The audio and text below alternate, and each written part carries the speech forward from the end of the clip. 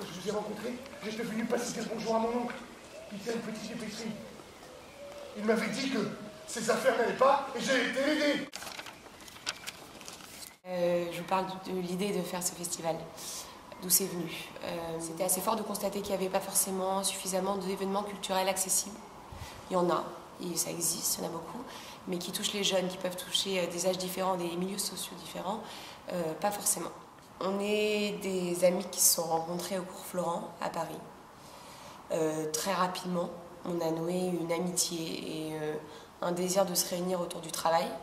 Et on venait ici, dans cette maison, pour répéter, pour créer des pièces, pour faire les créations de certains auteurs qui font partie du collectif, qui s'appelle La Fièvre, soit dit en passant.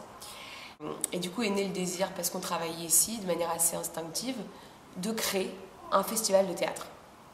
Pour avoir la possibilité de défendre nos créations, nos mises en scène, avec toute la liberté du monde, de faire ce qu'on avait envie de faire et de convier les gens pour voir ça.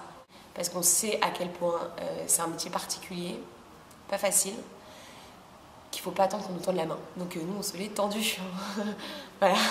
On a découvert, tous ensemble, dans le processus de création de ce festival, les rouages que sont la mise en place, la mise en œuvre d'un tel truc. C'était un désir très fort, une envie très forte, et en même temps un monstre de paramètres qui était complètement nouveau pour nous. Et à travers ces choses-là, évidemment, il y a le désir d'exister dans la longueur. L'idée, c'est à ce moment-là précis de monter des pièces qui vont être jouées pour les gens qui seront là ce week-end, mais évidemment de faire avec ce festival un événement qui peut s'implanter, qui peut se développer et qui pourra être là dans les prochaines années à venir. Le choix des deux textes, On ne badine pas avec l'amour de Musset, bon, moi c'est ma pièce préférée, ça ne tient qu'à moi, mais parce qu'il y a un truc dans cette pièce assez fou et assez intemporel, c'est l'histoire d'un amour, mais l'histoire de la confrontation de deux visions de l'amour. Celle de Camille, qui se pose la question, à travers cette pièce, du choix d'aimer ou de se protéger. Camille qui sort du couvent, qui a été élevée avec la foi, tout ça. Qui a la confrontation de ces deux regards-là. Est-ce que c'est pas la question de tous et de tout le monde à travers tous les âges? Moi j'ai ce sentiment-là, donc ça pose cette question-là. Ouais.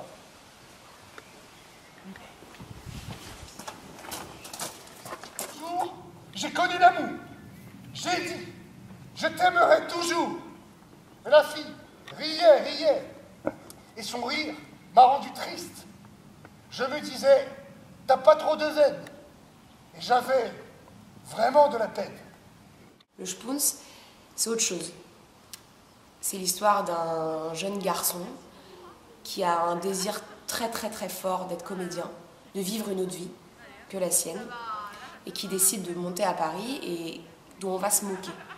À son endroit, c'est une pièce qui parle d'un truc très intime chez chacun, c'est le désir d'être quelqu'un d'autre, de vivre une autre vie, et d'avoir, en tout cas il y a ce truc très romanesque avec ce personnage, une espèce de désir très fort de suivre son rêve envers et contre tous.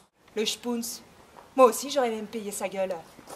Au lieu de ça, j'ai une blague qui me coûte 10 000 balles et où vous êtes les seuls à rire. Je suis devenue l'arbitre de vos matchs. Alors on vient me quémander des choses. Au moindre problème, mon bureau est rempli, ça oui. Mais quand est-ce que l'un d'entre vous me croise dans un couloir comme ça pour rien et me dit « Comment ça va, Laura? Ah, t'es un peu bizarre en ce moment, tu veux prendre un verre ?» Jamais. Ça n'arrive jamais. Parce que je n'ai pas votre âge. Il y a une chose qu'on s'est dite hier, que Tristan dit mieux que moi, quand on lui demande si le théâtre c'est chiant et si le théâtre c'est archaïque. Pourquoi nous, 13 jeunes entre 20 et 30 ans, on choisit de faire ça. Le théâtre c'est pas que vivant, le théâtre c'est la vie.